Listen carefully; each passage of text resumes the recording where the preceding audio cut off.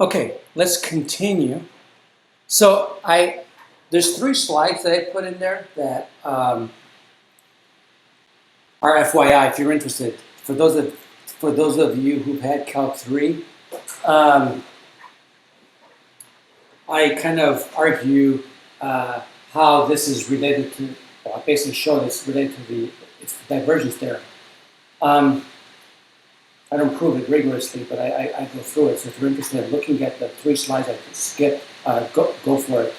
Okay, but in the interest of time, I want to move on, and I want to look at how we calculate this. So what we've shown so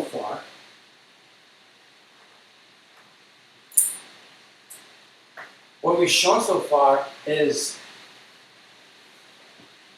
Hold on a second.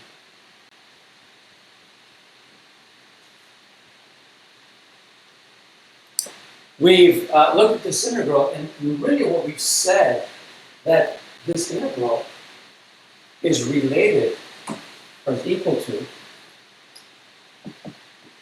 Q enclosed over epsilon naught. Okay?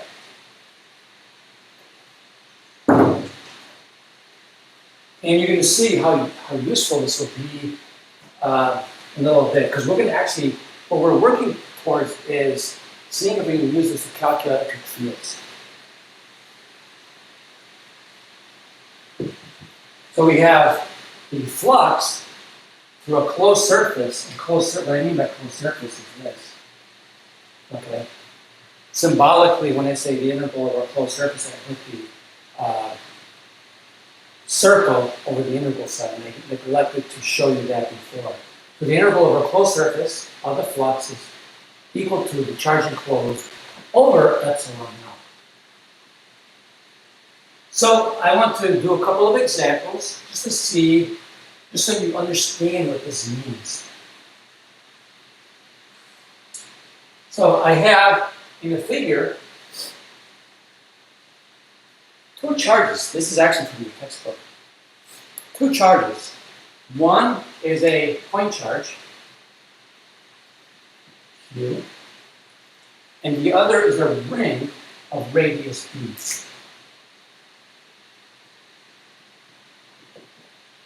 Let me just draw a coordinate system.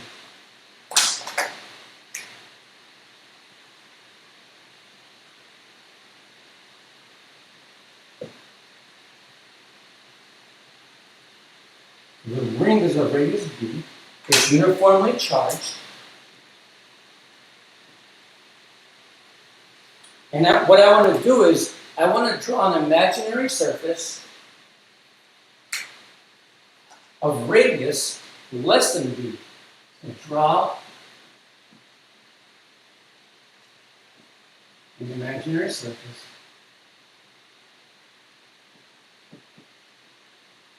Actually, we're going to do a sphere.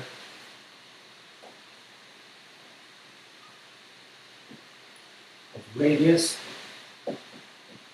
less than B. And I want to calculate the flux. I want to evaluate this integral.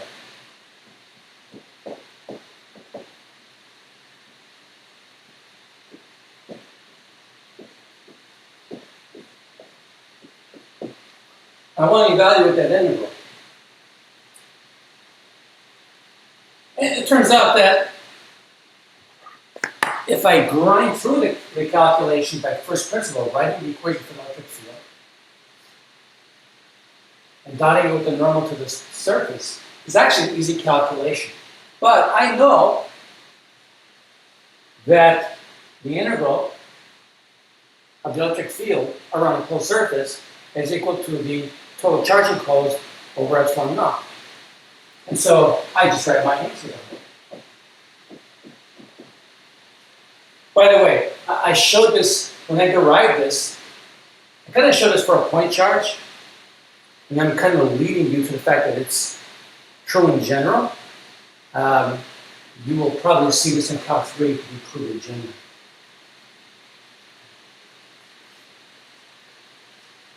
So that's it. Now, what if I draw on an imaginary surface a sphere of radius r greater than b. If I draw a big sphere that encloses both the point charge and the ring, then my Q enclosed is going to involve the sum of the charges on the ring and that point charge. So if there's no flux, if the net flux is zero, then the charge enclosed would also be zero? Well, the net charge would be zero. Net charge. Yeah, we got to be careful, and that's a question I will ask a little bit later on. Yeah, and that can be tricky. If you're not told ahead of time, then you can't really conclude that there's no charge in there.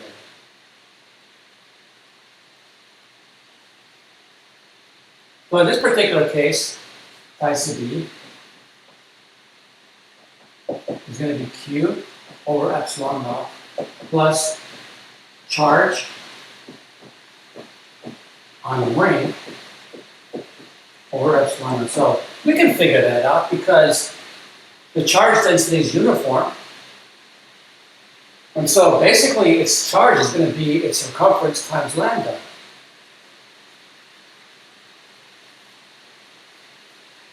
So in this particular case for r greater than b,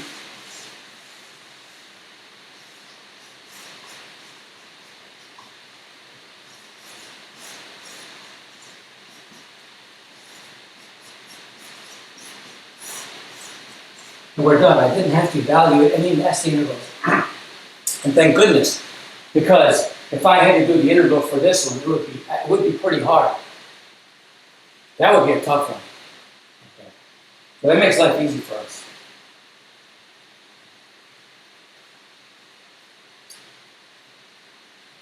Let's do this next example. And this example looks hard too, but it's not. When you think about it. Consider a uniform field. And I'm going to draw an imaginary sphere that's in a uniform sphere. And now I want to calculate the electric flux through the left-hand surface of the sphere of radius r. And by the way, you can actually set up the integral and do this problem. It takes a little bit of cleverness, and the integral is not that hard. But you have to understand geometry. You can set this one up by brute force and do it. But I want to use some intuition to be able to solve this. It's actually good to know how to do it both ways, but we'll do it the easy way.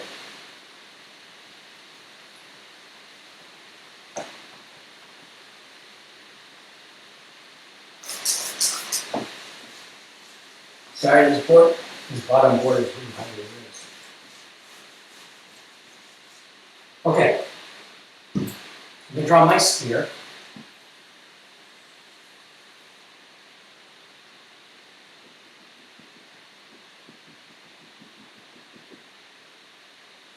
And let me draw my electric field.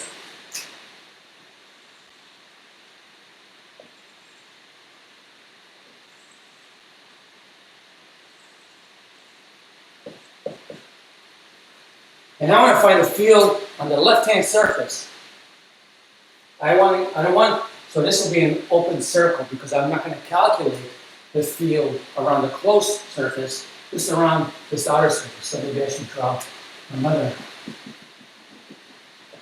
great circle.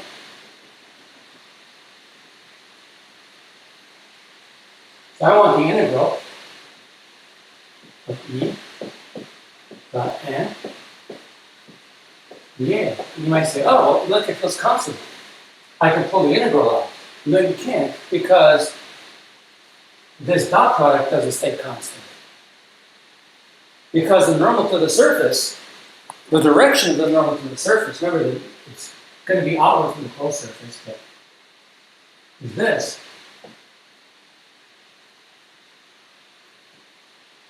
That's not normal.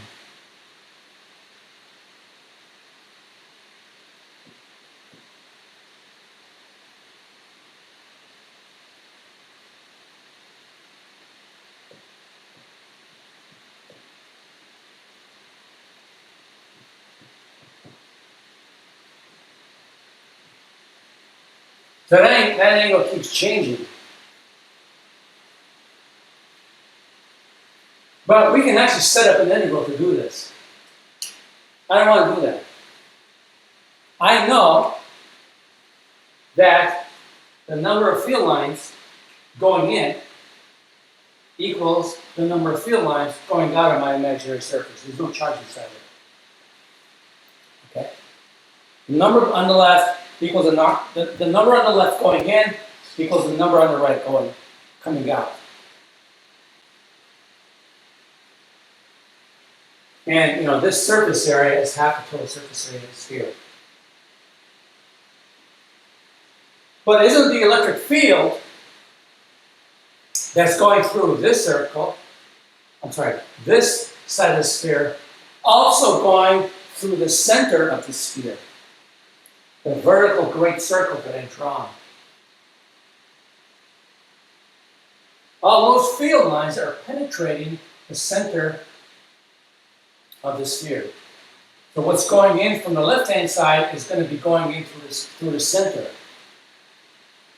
Well, why don't we just calculate the flux through the great circle?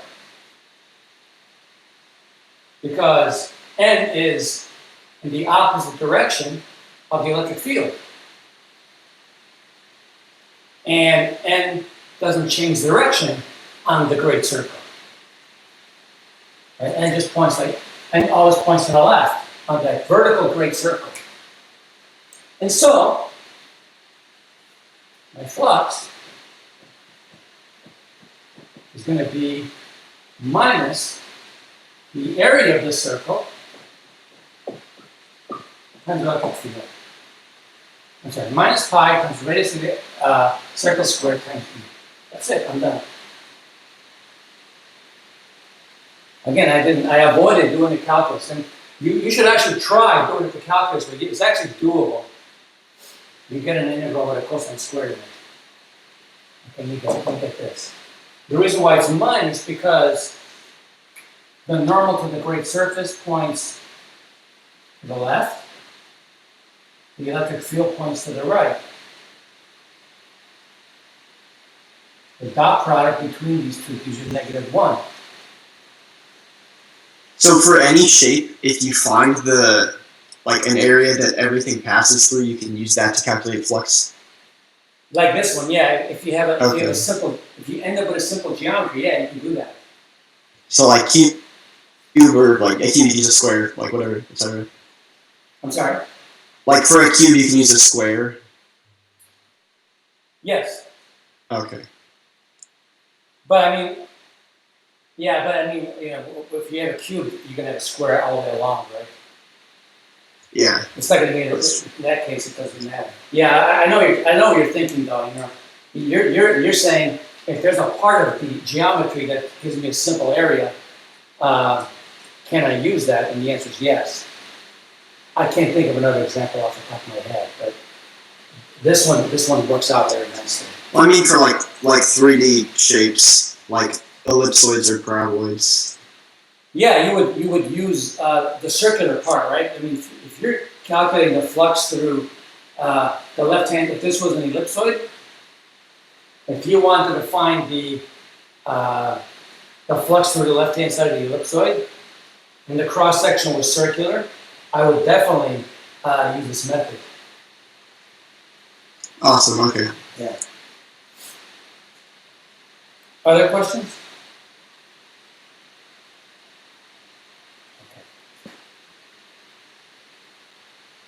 So, what we're going to do is work with problems involving this equation. This equation is called Gauss's law.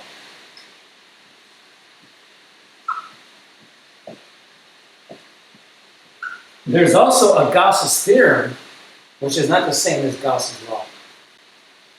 Gauss's theorem is you learn in Calc 3, which, those three slides I skipped, the last equation of the 3 slides is Gauss's theorem, also known as the Divergence Theorem. So we've showed that, and I say showed in quotations because I wasn't rigorous, that this expression is true, that the flux around the closed surface is Q enclosed over epsilon naught. For any imaginary spherical surface, actually, it doesn't have to be, I showed it for an imaginary surface enclosing a point charge, but this is true in general.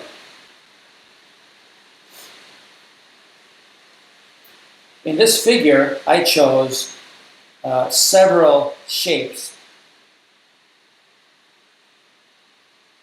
And if I calculate the flux through any of those shapes, it's equal to Q over epsilon naught.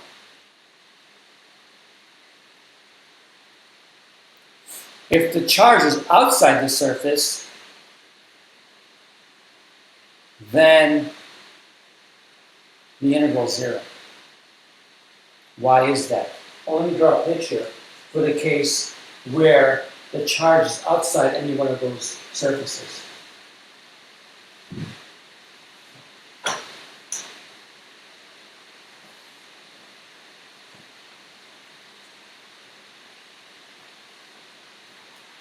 Let's say I have a positive charge. Let me draw the field lines.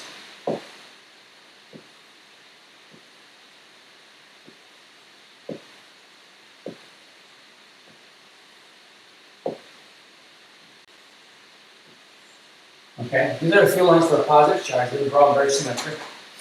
And let me put a cube here.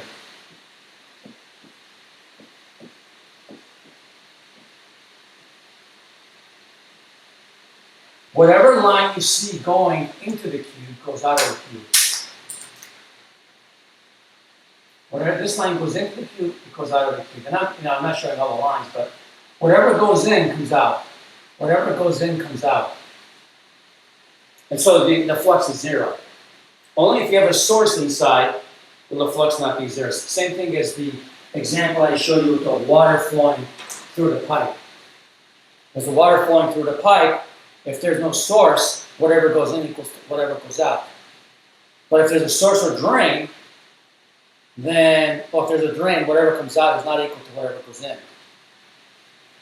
And so you have to account for that source. In our case, our source is Q. If Q is outside, then the flux is 0. Make sense? Yes. And what I've said for both cases is it's independent of the shape. I mean, that figure you see in the PowerPoint, no matter what the shape is, the integral of the electric field around any of those surfaces is Q enclosed over epsilon naught. Now, some of those surfaces, if you actually did the integral, it would be horrendous. But whether it's horrendous or not, it's still going to give you Q enclosed over epsilon naught. That's what's powerful about this idea. And epsilon naught's a constant, right? Yeah, the epsilon naught is the permittivity of free space. Remember, epsilon naught comes from this. K is 1 over 4 pi epsilon naught. It's weird, how we do things because we introduce K at the beginning and then we forget about it. All right, we introduce Coulomb's constant, then write it like this, and then we write it. From now on, pretty much everything is going to be written in terms of epsilon naught.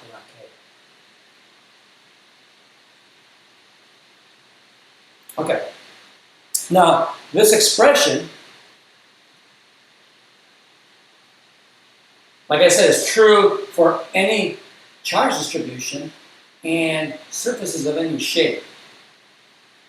Now, I put Q enclosed here, but this Q can be some sort of charge distribution. It doesn't have to be a point charge. It can be any charge distribution. It can be the charge enclosed inside a sphere, the charge enclosed inside a cylinder, a line. And so you can always write Q as the integral of some density over some volume, length, or area. If you want to know more about a rigorous proof for this, because I didn't do a rigorous proof, you'd have to probably look in your Calc 3 book or in a more advanced physics book, like a junior level book. Okay.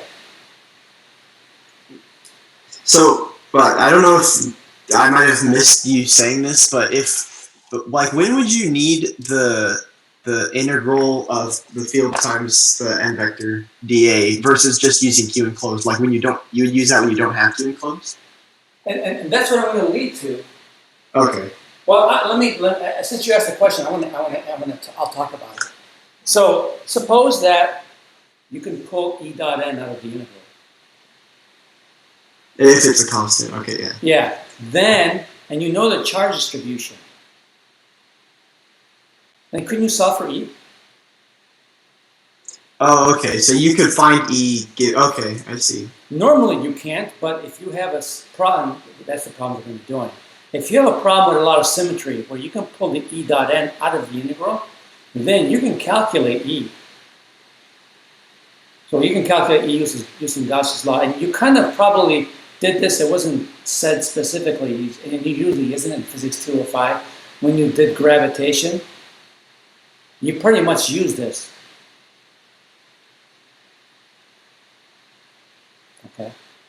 Now, this is not the most useful way of writing Gauss's law. Gauss's law works all the time. I mean, it's a universal law of electricity and magnetism. The way it is written, as you see on the screen, is not the most useful way to work with it. We're calculating fields in systems that have no boundaries. But when you do a problem, when you take a junior level class, you'll start doing problems that have boundaries. You have to consider boundary conditions. And so the other way of writing it, using the divergence theorem, is better. And since I said that, I'll show it to you real quick.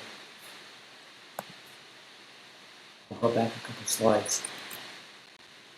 It's one of the slides I skipped. And then don't be intimidated by this.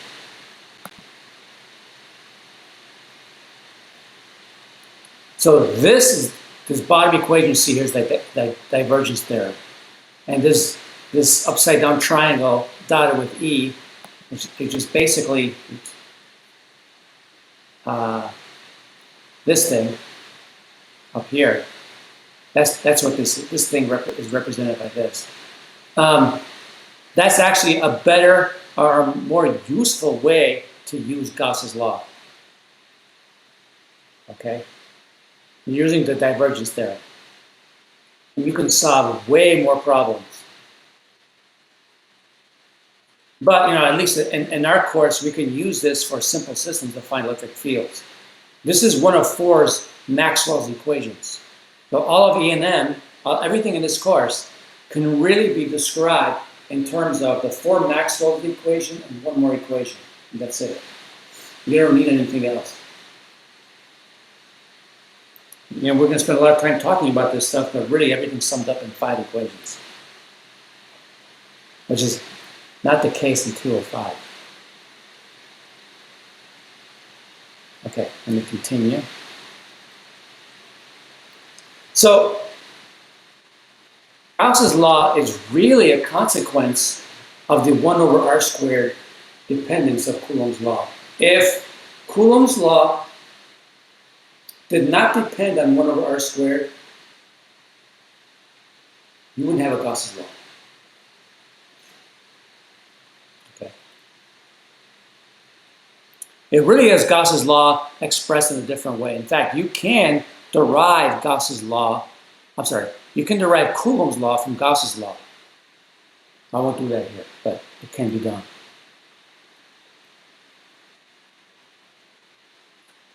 Gauss's law works every time. Okay, it's another way of writing Coulomb's law, but it's a better way because you can talk about forces on charges that are in electric fields that are not produced by charges in the vicinity of it. That's the test charge.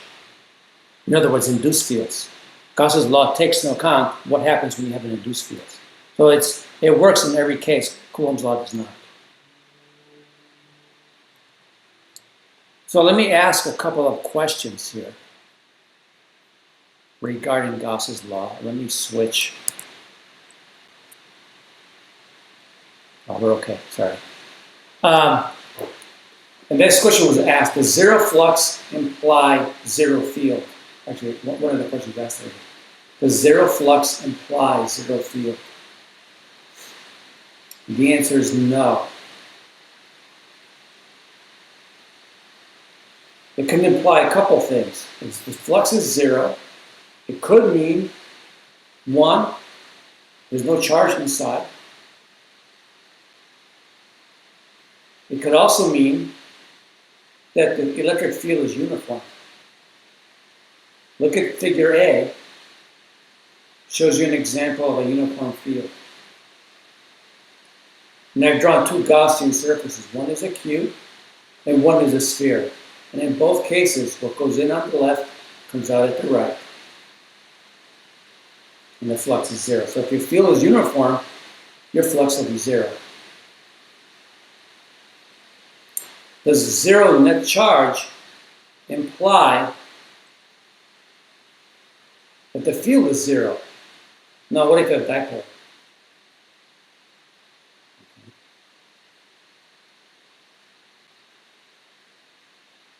So and there's two questions that are asked there. Does zero net flux imply no charge? No, think of the dipole again.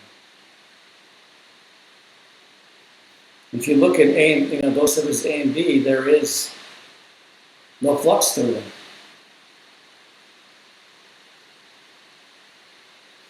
Now, Gauss's law can be used to calculate the electric field. Let me go back a slide.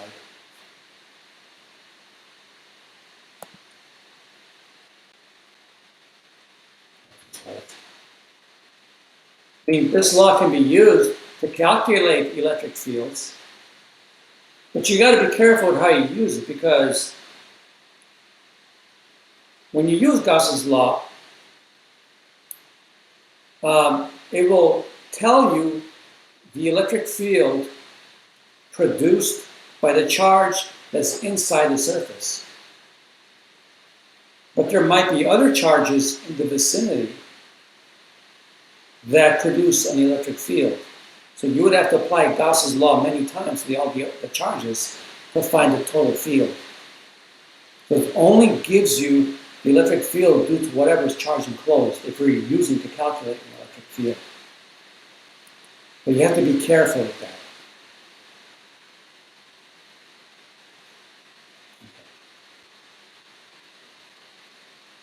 Sorry, I'm going through it. So I want to look at the charges contributing to the flux in S2.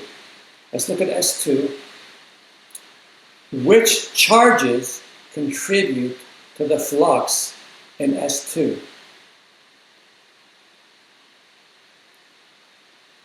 You see that it's Q2 and Q4. Maybe let me make that picture bigger.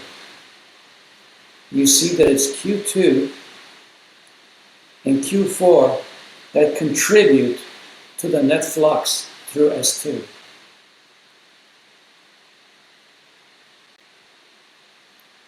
Now, what about the charges contributing to the total electric field on the surface S1? Well, S1 encloses Q1 and Q2. If I were to apply Gauss's law by using that box, and somehow I would be able to calculate the electric field due to Q1 and Q2, Gauss's law will not allow me then, or that surface will not allow me to figure out what do Q3 and Q4 do to the total field in space. Does that make sense? Gauss's law will only tell me what Q1 and Q2 are doing. It doesn't say what Q3 and Q4 are doing, unless I draw a box that encloses all four charges. So before I start using Gauss's law to calculate electric fields, I want to do a calculation where you get to see how Gauss's law works, how we calculate flux. Just go through the mechanics of calculating the flux. And there's a homework problem just like this. Okay. So we have an electric field given by that expression. It's a complicated electric field that has two components. And the electric field, of course, penetrates this box. And we want to calculate the flux through that box. This is an imaginary box produced by that field. This field is not uniform, so the total flux will not be zero. Okay, so let's work through this.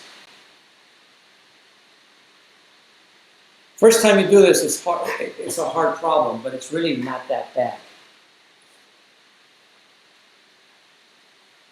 Since the field varies on each surface,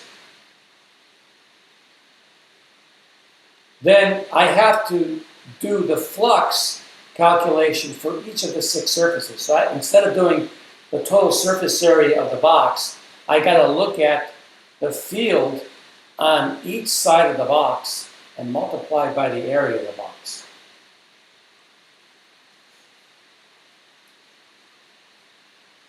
So let me draw the box. By the way, it's easier to draw the box in PowerPoint than it is for me by hand. And I'm going to just draw a box. In fact, yeah, we just draw.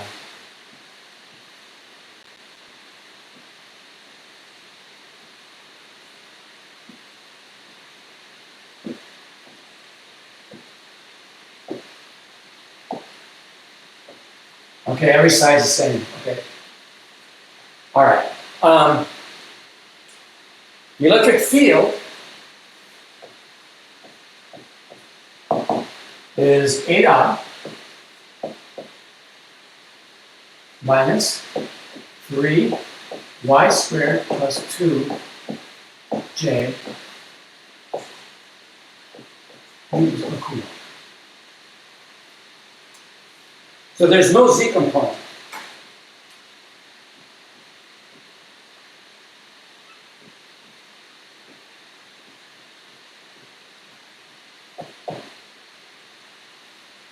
There's no component that's coming towards us or going into the screen.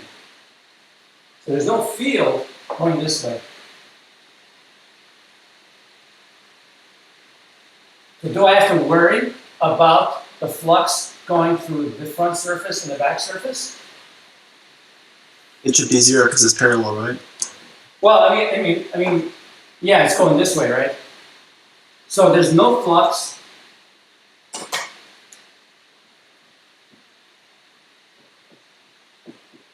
Through front,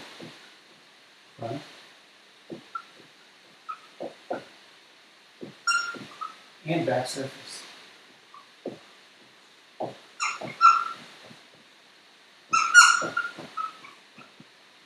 me get a better marker. This one's not good anymore. Okay, so there's no flux through the front or back. Now, what about the left and the right? So the normal points are to draw this way. The normal to the left and right side. The normal to the left is pointed in the negative I hat direction. If I take the dot product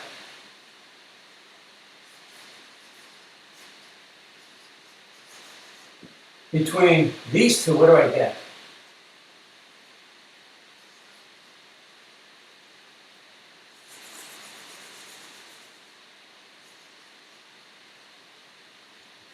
You just get negative 8 I hat.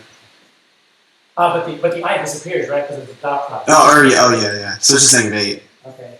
But the j is perpendicular, so it's 0. It's 0. So that's all I get, right? And isn't it true that its value is the same all the way along this area? Right? Anywhere along the left surface, this is the E dot n. Isn't that true? Yeah, because it's oh well, it's not uniform though. Oh, but that's just in okay. So then the integral of 8 minus 8 dA, right? The integral minus 8 dA is my flux to that left side, right? Which is minus 8 times the integral of dA. What's the area of the left side?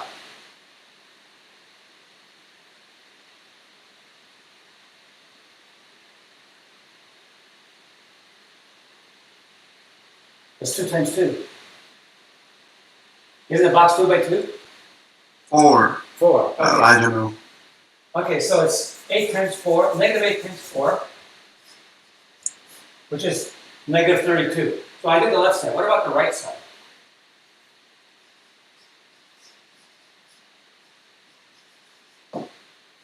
So what is the dot product of E dot and right?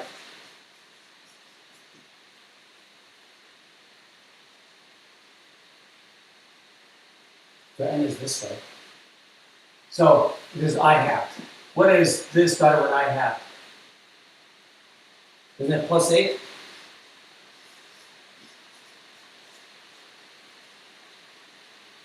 And doesn't this give me plus 8 times 4? So when I add the two together, what do I get? Negative 32 plus 32 is 0. And that should make sense. I could have seen that right away. Why? Look at the x component. Does it change? No. The x component is of the electric field here is 8. The electric field here is 8. The x component is uniform. So if the x component is uniform, there's a total contribution of the flux on these two sides has to be 0 because it doesn't change here or here. Now, what's left? What are we left with? We did left and right. The top and bottom. Oh, top and bottom. Let's do top and bottom. In fact, let's do the bottom first.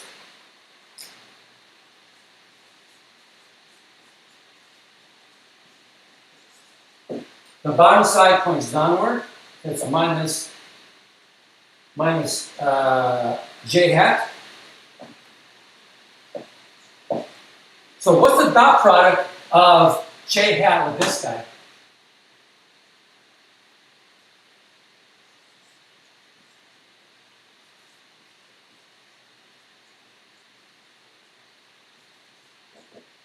What is that dot product?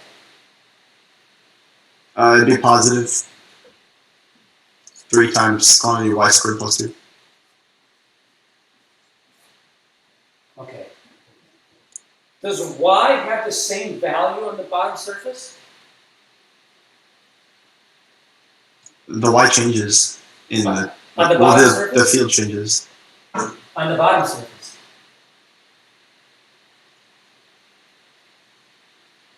I don't know. What I mean, look at the bottom surface is in the xc plane, right? It doesn't change because the plane, the y is fixed, right? The y is fixed. What value is it? 0? 0. So if it doesn't change and y equals 0, can I just put y equals 0 here? Oh, that makes sense. Okay, so this ends up being 6, right?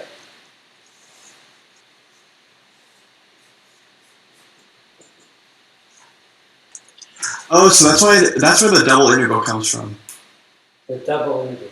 Well, I didn't. Sorry, I'm like okay. Never mind. I know what you mean, but yeah, you're right. Because I can pull this out, I can just say, oh, it's the area of the box, or the area of the square. Yeah. Well, you have to integrate it twice, right? Correct. Yeah. And I'm not going to give you a problem where it integrates in both directions. It changes in both directions. I could give you one where it changes in one direction. That's true. So what about the top side?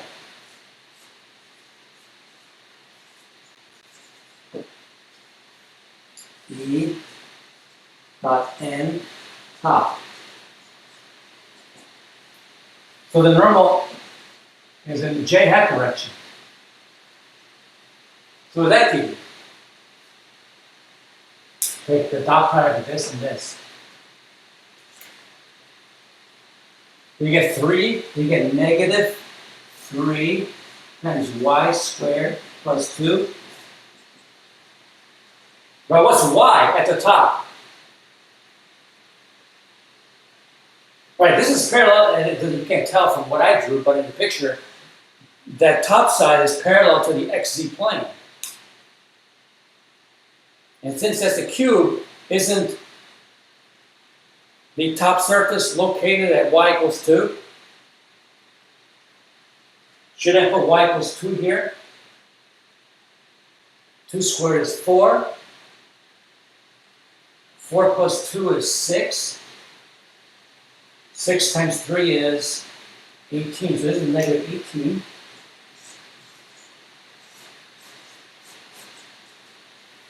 This comes up to minus 48. So when I add all these up, oh no, sorry, 18 times 4. I was one step ahead of myself. 18 times 4 is 72. When I add these up, I get minus 48. So the entire integral is minus 48. So my integral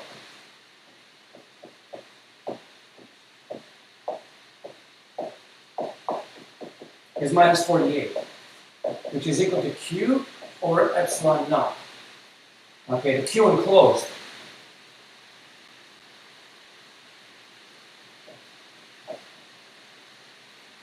So that tells me within this volume, q enclosed is equal to minus 48 times epsilon naught. It tells me how much charge is inside that volume.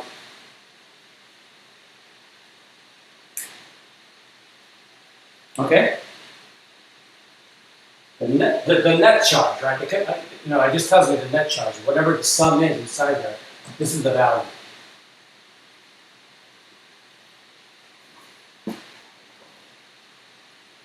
Questions? When I learned this, I took class in this, and after the instructor talked about it, the first thing he said was, "Okay, now where did I lose you?" Historically, this is a tough subject. But what happens is, as you work on it, you get better. And we've already alluded to this. If we have a system that has a sufficient amount of symmetry, we can use Gauss's law to calculate electric fields.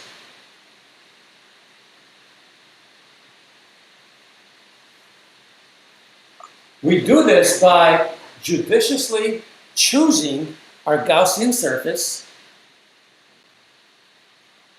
basically so we can pull out the E dot n. Just give me a second here. I want to make sure I'm recording. Okay. So we need to satisfy some conditions in order for us to be able to use Gauss's law to determine electric fields. Professor? Yes. Earlier when we were talking about electric field lines and we defined that field lines leaving give us a positive charge and when they approach it's giving us the negative charge. Does this tell us that there is more of an electric field is approaching the box than actually going through the box since we got a negative net charge? Yeah, you have a net number of field lines going into the box. Okay. Yeah. And then that's due to the charges inside it. So, here are the conditions. First of all, by symmetry, the electric field, and you can argue by symmetry, the electric field has to be uniform over the surface. Same value along the surface. The flux through the enclosed surface must equal to E times A or minus E times A. So these are conditions I'm listing for you that will allow you to be able to use Gauss's law to determine electric fields. The electric field is parallel to the normal to the surface and stays parallel all the way along the surface. Or the electric field can be argued to be zero over the surface. So these are the conditions you need to be able to actually pull the integral out. I'll show you these. I don't think this video will play. Let me see.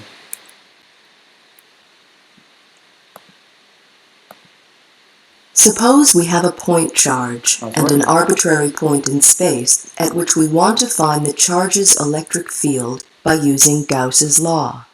We must choose a Gaussian surface that encloses the charge and passes through the point. If we choose a cube as our Gaussian surface, the integration cannot be easily performed because the angle between the surface vector and the electric field changes over the surface it's really in a... playing. Sorry. Let me see if I can find the video.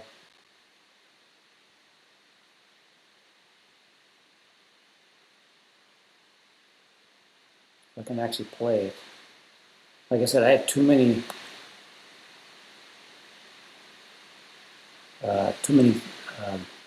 things running on my computer.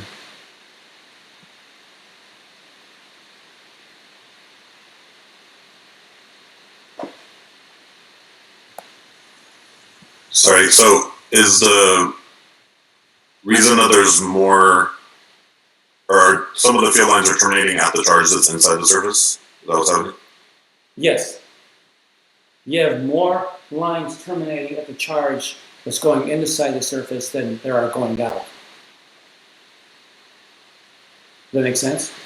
Oh. You have more going in than coming out. That's why it's negative.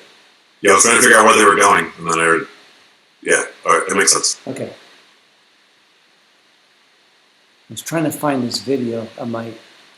It's too hard. I might have to maybe email the video to you. I'm not supposed to, but I might. Okay, sorry about that. I can't get it. I can't find it very quickly. Oops. Okay. Let me continue. I will. I can email you this. It's only like a minute video. So what I want to do is show you how you can use Gauss's law to calculate electric fields. For the ones involving spherical symmetry, it's really the easiest case. So I want to know, what is the electric field due to a uniformly charged, hollow, insulating sphere of radius b? The dotted lines that you see in the figure represent the Gaussian surfaces I'm going to choose. So what I'm going to do is I'm going to choose a Gaussian surface inside this sphere to see if I can calculate the field inside the sphere. And then I'm going to choose a Gaussian surface outside the sphere to calculate the field outside the sphere. Make sense? Let's do it outside first.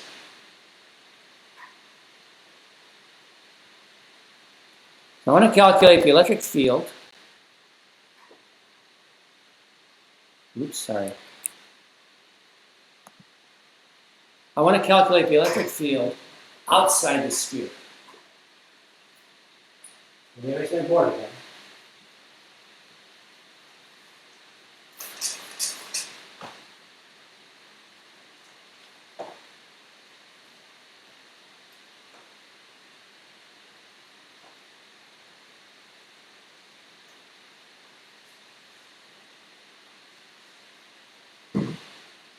So I'm going to draw my sphere in red, just like in the figure.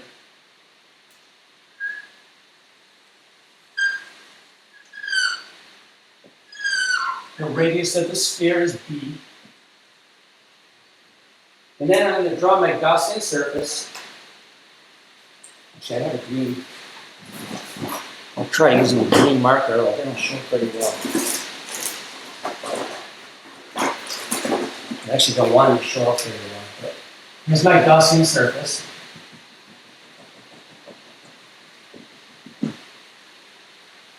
Doesn't show well at all.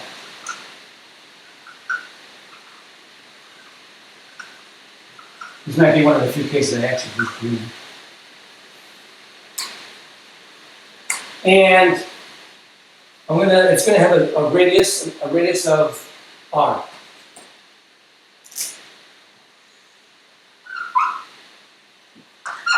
That doesn't show very well either. Okay. So what do I know about the electric field out here? I know that the electric field has to have the same value. In fact, let me draw the field lines for this surface. I'm going to draw them in black. The field lines are going to look like this. As you go all the way around the surface, you will notice that the field lines are perpendicular to the surface.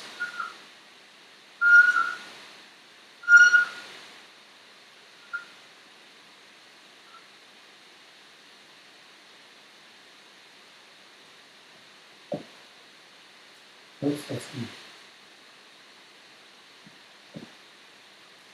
And N is parallel to those field lines. So this dot product will be the same all the way around the surface. The value of the field, because the charge distribution is uniform here, the value of the field will be the same all the way around. Okay? Which means then I can pull this out of my integral. So I can apply Gauss's law by saying, okay, I'm going to calculate E dot n.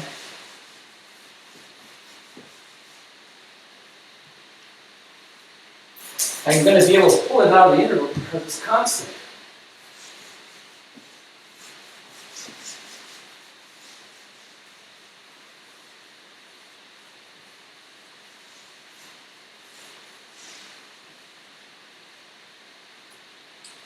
So I will end up having something like this.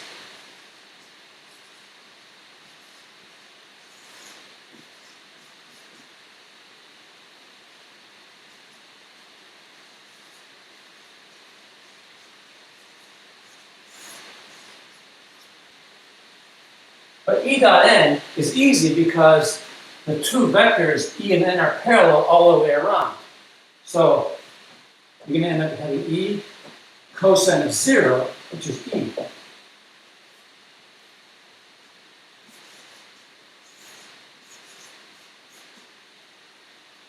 And I'm integrating over the surface area of radius r. Surface area is going to be 4 pi r squared.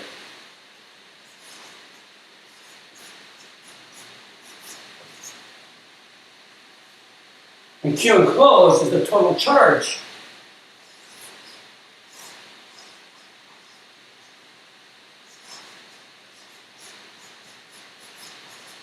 Solving for E,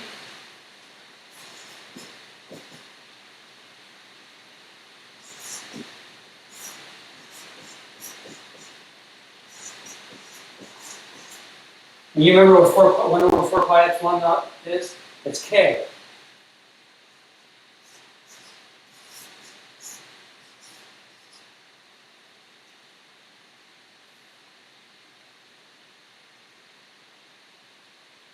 That's it. So that's a field outside the sphere. I just used Gauss's law to figure that out. Well, of course, it's going to look like a point charge. I mean, if you're outside the sphere, because of the symmetry, it's going to look like a point charge. So we get kq over r squared. By the way, Gauss's law allows you to find the magnitude of the field, or another term is the electric field strength. The direction you determine by whether you're dealing with a positive or negative charge. Okay. Now, what about inside? I found a field outside. What about inside? Well, if I'm going to do inside, then I got to choose a different surface. Yeah, I'll use green again, because I don't want to dominate my figure.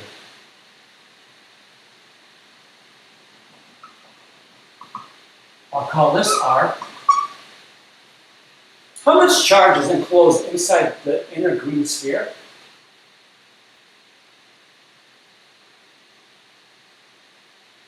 None. Really? And if I give you the fact that there's no external field and there's no charge inside here, that says that inside the electric field is 0.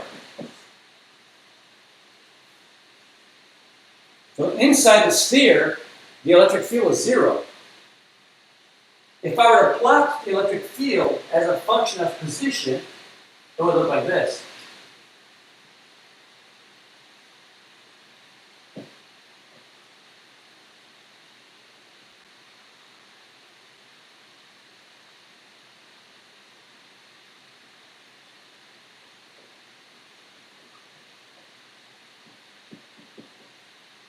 The fact that you have a discontinuity, and R equals R, and I'll tell you, and we'll learn more about this later, tells you that you have a charge on the surface. The fact that you have a discontinuity here means that you have a charge on the surface.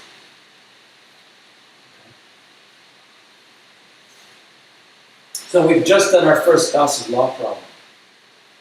And this is probably the easiest one you can do.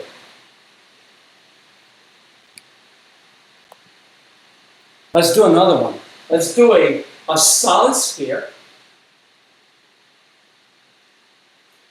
with a charge density that depends on 1 over R. And I want to know the field inside and outside of the sphere. And then I'm going to plot the field inside and outside of the sphere.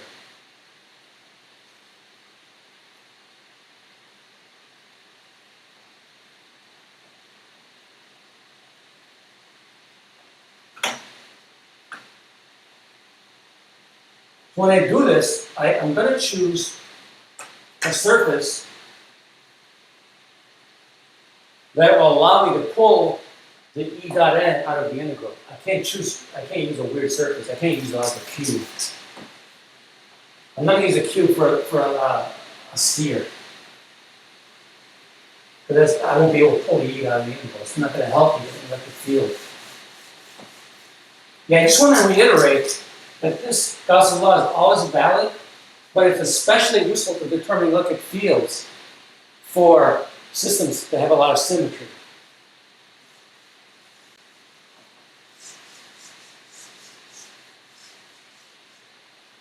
Now I have a solid sphere. Again, I'll draw it in green. It's light.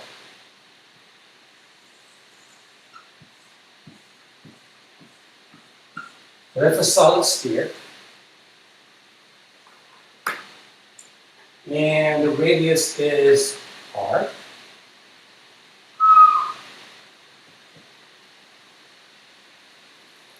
I want to calculate the field inside it.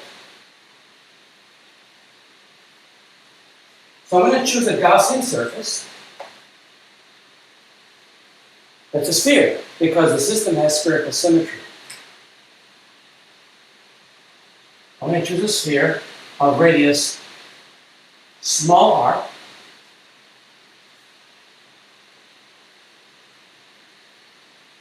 I know that because this has a charge density that depends on r, the electric field will have the same value anywhere a distance r around the sphere. So basically, the electric field is going to be like this, and since it's let's say it's positively charged, the field lines will actually point away from this thing, as long as A is positive. The field lines will point away.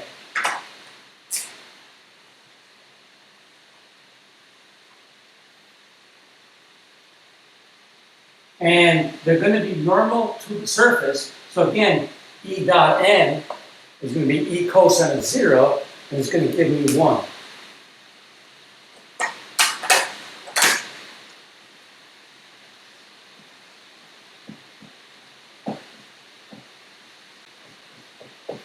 This is going to give you this.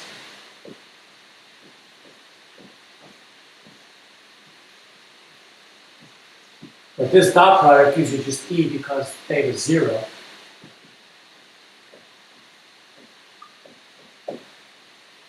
And the dA is the surface area of this sphere of radius little r.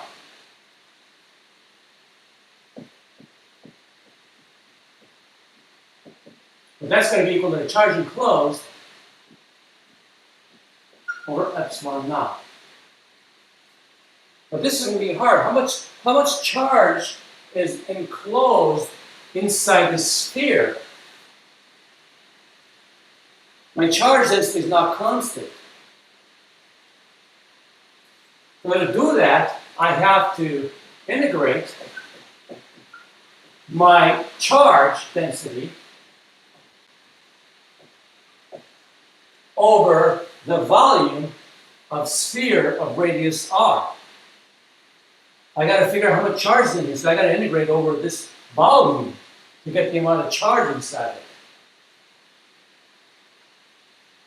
And remember, the element of volume for a sphere, where the charge density only depends on r, is 4 pi r squared dr. Now, here's a problem I'm going to deal with. I call this outer radius r, and then I'm going to have r's in here. So just to be careful with my symbols, especially if you're a math class, you got to be careful with your symbols. I'm going to call this r prime. It's called a dummy variable. So we have E times 4 pi r squared equals 1 over epsilon naught times the integral from 0 to r. My density is A over r. Right, I got to write it as A over r prime. And then 4 pi r prime squared dr. Then I get E times 4 pi r squared 1 over epsilon naught and the integral of 4 pi a 0 to r. And this becomes, now this, sorry. The integral of r prime is just r squared over 2. So I'm going to get this.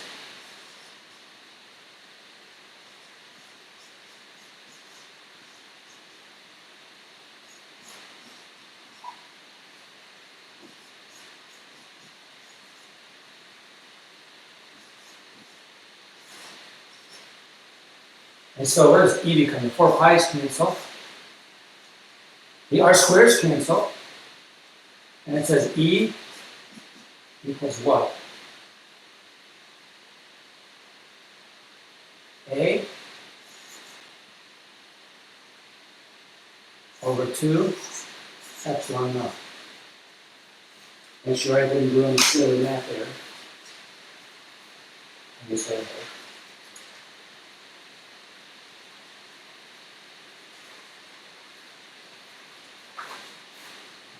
Okay, so this is inside the sphere. What does that tell you? There's no r's in here. It tells you the field is constant inside because of the charge density. If you realize that you're integrating over a volume, you're integrating over r cubed, and you have r squared here, the electric field is going to be 1 power higher than your density.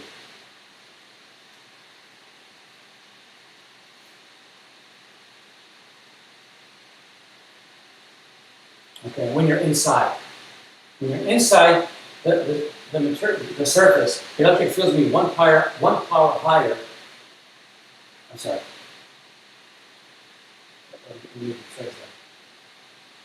I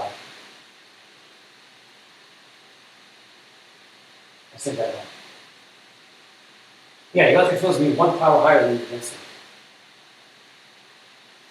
Because this goes as r cubed, this goes as 1 over r squared.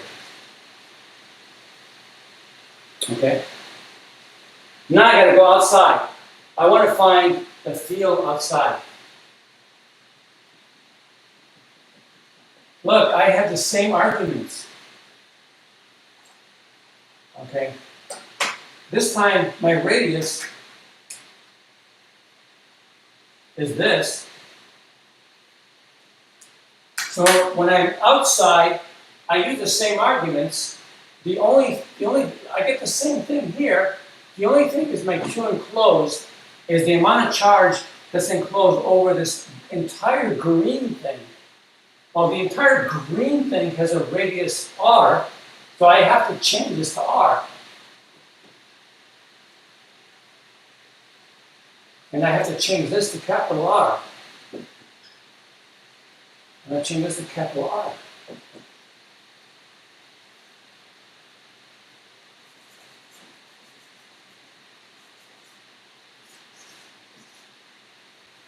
So let me write down the first answer.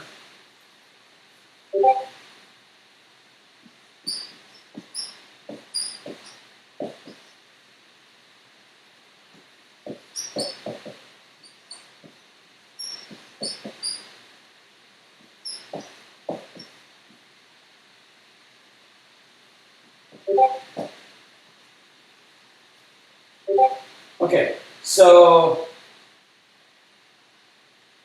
let's continue here. I got to solve for E. What do I get?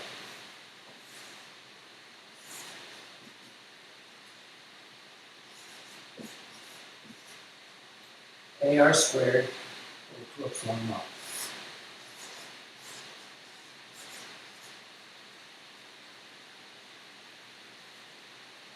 So this is AR squared over 2 epsilon naught R squared. So if I were to make a graph, hold on a second, I need to fix something on my computer real quick. Sorry.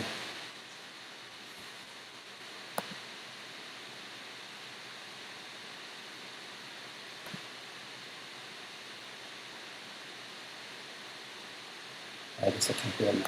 Never mind. So if I were to make a graph of what the electric field looks like,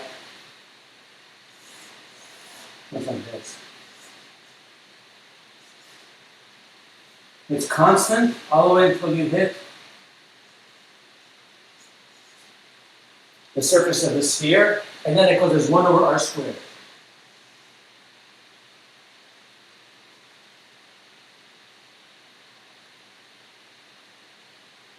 Okay? If you see the 1 over r squared, it's got to go as 1 over r squared once you're outside.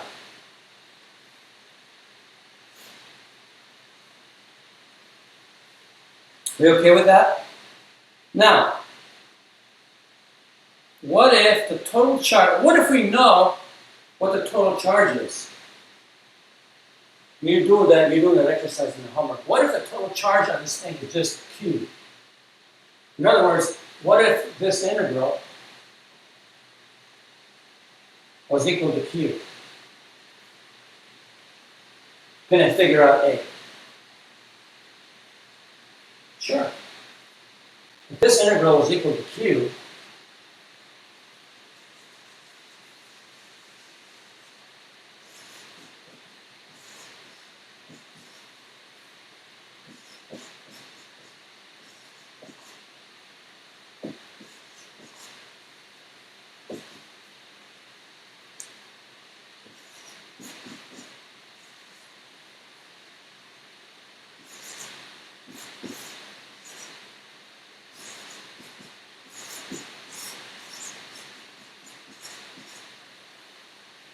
that would be my A. And if you take this and stick it in here, or let's say you stick it in this top one, you'll get Q over 4 pi epsilon naught r squared, which is KQ over r squared. Okay, so this is A. If you stick in A over there, you'll get Q over 4 pi epsilon naught r squared, which is KQ over r squared, which is the field equal point charge, which makes sense. Because when you're outside the sphere, it looks like a point charge. And then you can put A up here, and you'll see it. Now the R, this is a constant, but that's the radius of the sphere. If you put that in there, you'll just get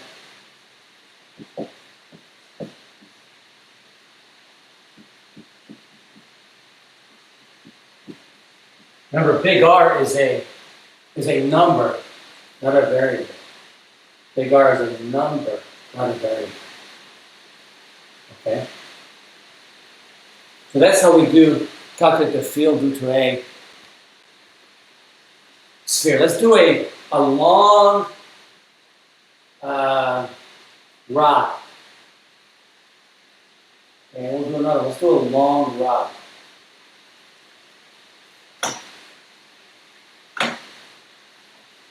A long rod, I can't do a short rod because the short rod does not have the cylindrical symmetry that we require.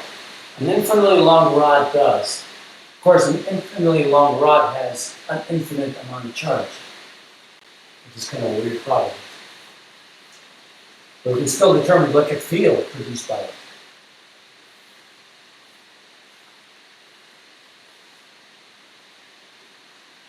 Here's a long rod, charge density lambda. I want to determine the field due to this charge. So what's my Gaussian surface? Because it has cylindrical symmetry. Well, look, I mean, what do you think the field's going to look like for this rod? The field's going to look like this.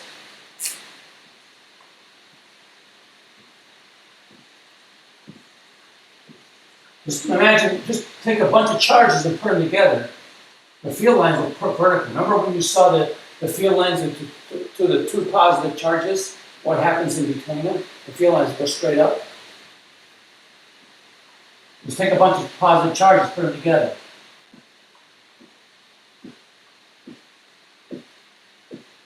That's what your field looks like. And it's going to be like that all the way around the wire, so that means, or the rod, that means you have cylindrical symmetry, so you draw a cylinder. And then your normal to the cylinder points upward at the top and downward at the bottom.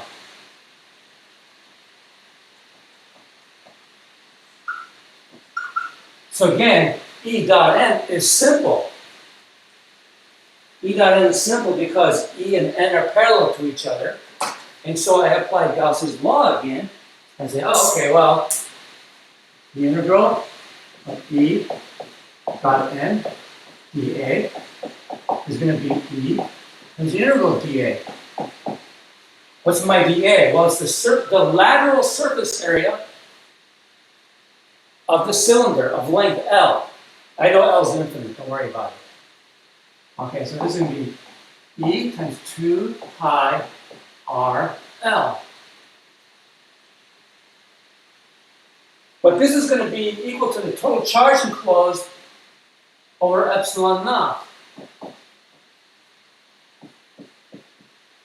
But since it's a line charge, the total charge on it is lambda times L. Look, the L's cancel. So you get E times 2 pi R equals lambda over epsilon naught. So E is lambda over 2 pi epsilon naught R.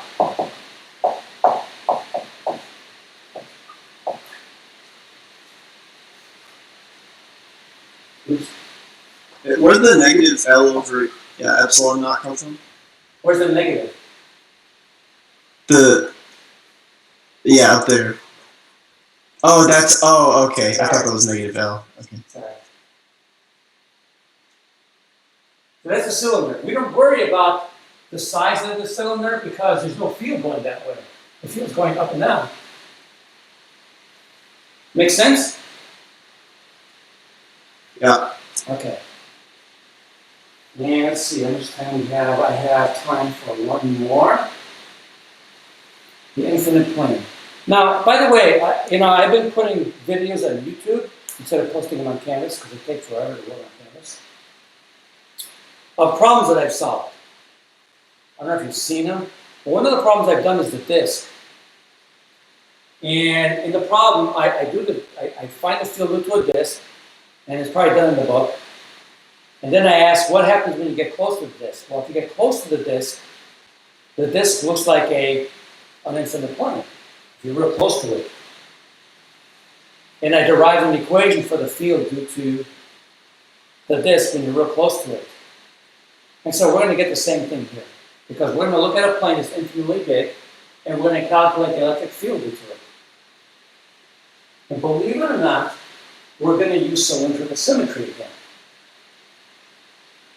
A little bit differently. Instead of using the lateral surface of the cylinder, we're going to use the ends of the cylinder.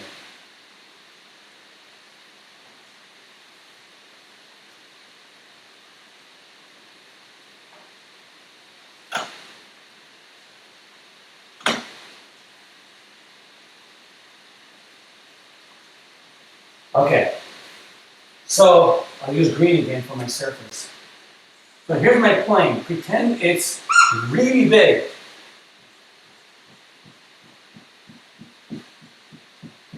Or the other way to look at it is you're real close to the surface. Okay, same thing with the rod that I just did. Rods might not be infinitely long, but if you're standing real close to the rod looks infinite, and the approximation I just did works. The same thing here. If we're really close to a disk, it's going to look like an infinite plane.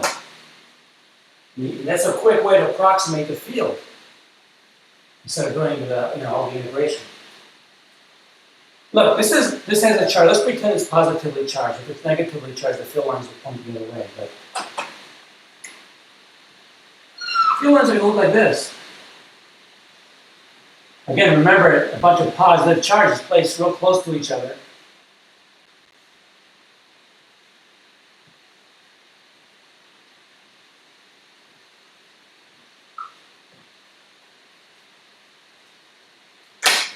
Well, those are the field lines.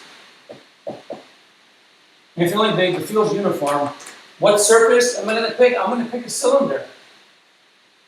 But it's a short cylinder.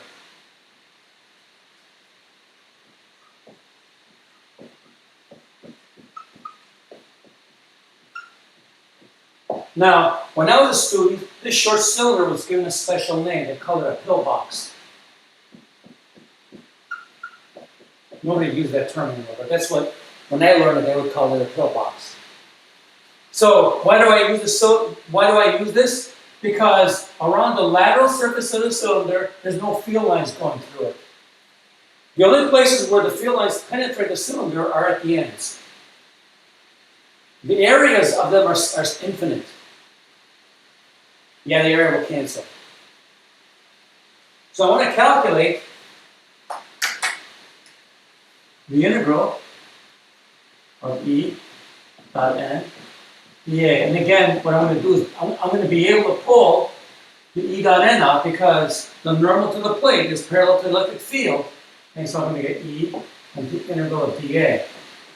But this is going to be different because I got to do an integral for this surface and an integral for this surface. Each one of these surfaces is area A. Now, this Gaussian surface, I didn't draw it this way because the picture would be confusing. Its cross-sectional area should be the same area as the plate, okay? I didn't draw in the same area because otherwise the picture is confusing. There's an area here and an area here. Okay.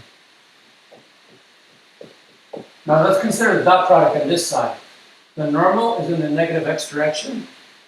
The field is in the negative x direction. The negative signs cancel.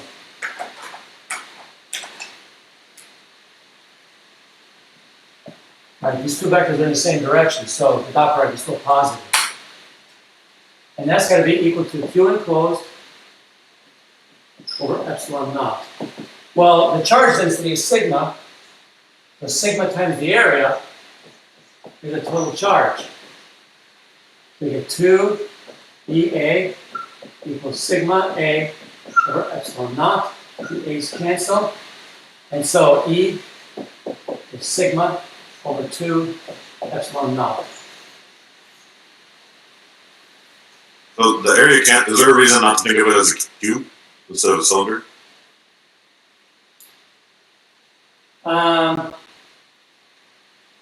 The cube has this side. Okay, about cube. I'm just wondering if it really matters. I mean, it doesn't matter if this is just. Yeah, we normally think about it. It's a good question. What if we use a cube? Because the top and bottom surface has no field lines drawn.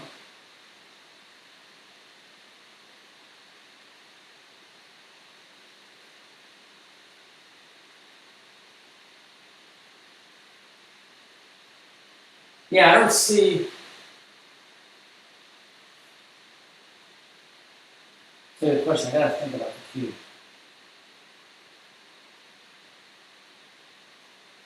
Let me think about that one. That's a good question. Why can't we use a cube? We normally use this.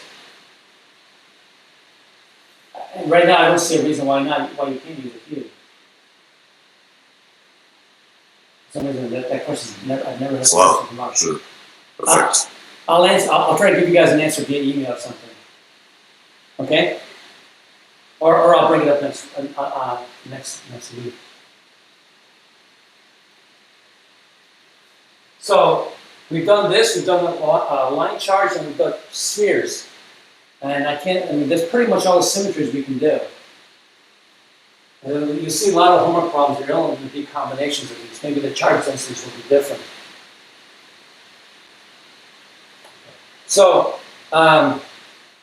next time, I just have a small topic, and I might use the lab next time to talk about this, about equilibrium, really basically about conductors. Gauss's law for conductors. I want to probably use some time on Monday to talk about it. It's not a long topic. But it'll give you some ideas what happens in a conductor.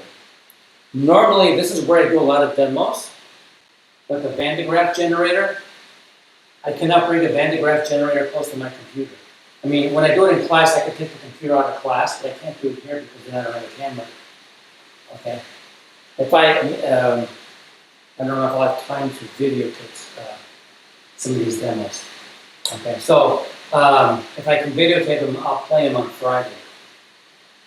There's some cool demos involving static equilibrium with conductors. If you have enough information to start working on the homework, please start working on them. I've gone through all the geometries, and if you have questions, please don't hesitate to ask me. And you guys have a lab to do, right? Or at least one part of the labs. One or two people have already turned it in, already graded it. One of them, for sure. So you folks have a good weekend. Enjoy the break. Too bad it's going to be too hot.